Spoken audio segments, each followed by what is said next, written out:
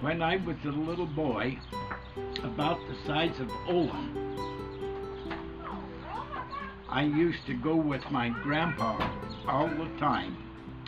And my grandpa never owned a car. I don't think they ever owned a radio. But he had a team of horses and a wagon. And he had a farm out in what they called the Salem Valley. We raised potatoes and carrots and squash and pumpkins, tomatoes, and he always had a great big crop, and we used to go out in the fall of the year and collect them, have a harvest and collect these things.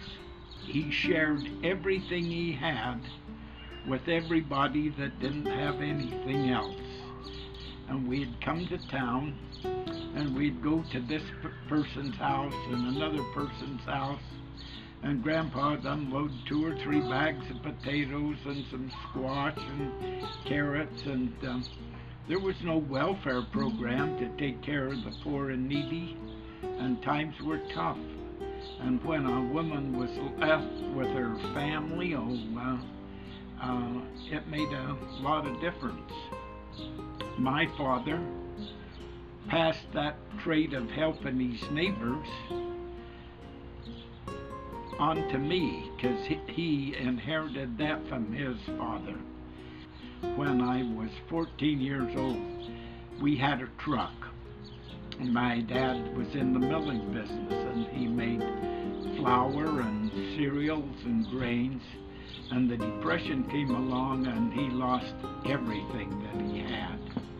And so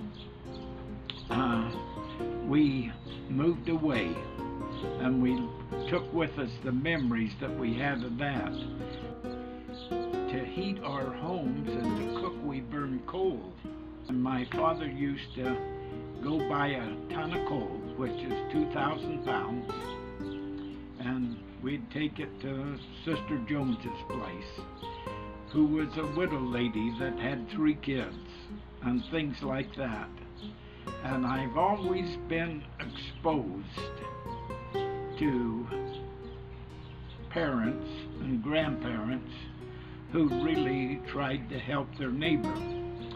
And that type of thing just passes off onto you. And as we moved here, where we have lived for 64 years this year, since Grandma and I were married, I've had numerous opportunities to help my neighbors, and in return, how they help me. I help my neighbors, and I started out by plowing their driveways during the snow time.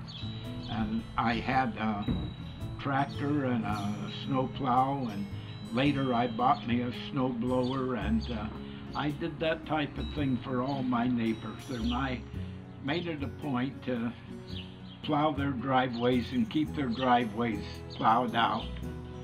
And then I had a payday that come to me. As you know, I had a big dairy, and I had about 500 head of cows. And one Sunday, my dairy burned down. And that was a terrible thing, when I had to milk all those cows, and my barn burned down and my milk parlor burned down. And I didn't know what I was going to do.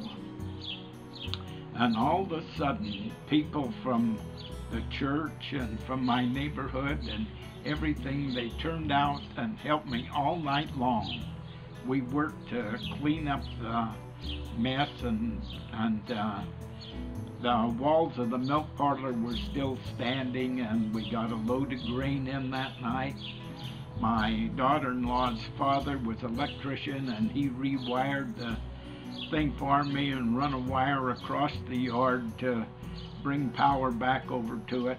And at 10 o'clock the next morning, we started to milk our cows again. And I think that we had about 150 people that worked for us all night that night. It taught me a big lesson in give it to your friends and neighbors. You know, we've been taught in the gospel and in the church that we should help our friends and neighbors all we can. And I believe that. I believe that with all my heart. And you find that you can't outgive those around you, that what you give come back 100-fold. And it has just made such a beautiful neighborhood for us to live in. I've always believed, and it was our responsibility to look out for those around us, especially those who was less fortunate, and it just comes natural to myself to do this because of the example that my father set for me and the things that I enjoy doing. And the end result of this is that everybody in this neighborhood likes each other. Material things are not so important. It's good to have a nice home and a nice car, be warm and comfortable and enjoy life and have a few of the better things. But the real joy is the community you live in and the family that you raise and the kids that you have. They're the real proof of the pudding and makes life worthwhile. I try to tell myself every day to look to the good that there is in people and not the negative. That's hard sometimes. Grandma and I have just celebrated yesterday our 64th wedding anniversary.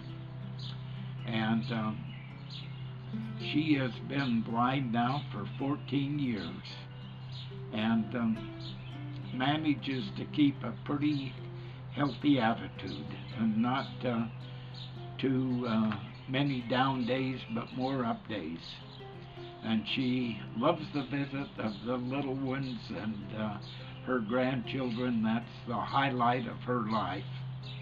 And I have found that as I have become the caregiver in this family, that and taking care of her and fixing the meals and everything, that how my neighbors have really rallied around to make life more pleasant.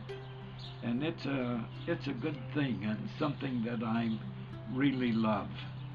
I believe that helping your neighbor and helping your friend, regardless of who they are, is the greatest thing that you can do and will be the greatest satisfaction that you can possibly gain in this life.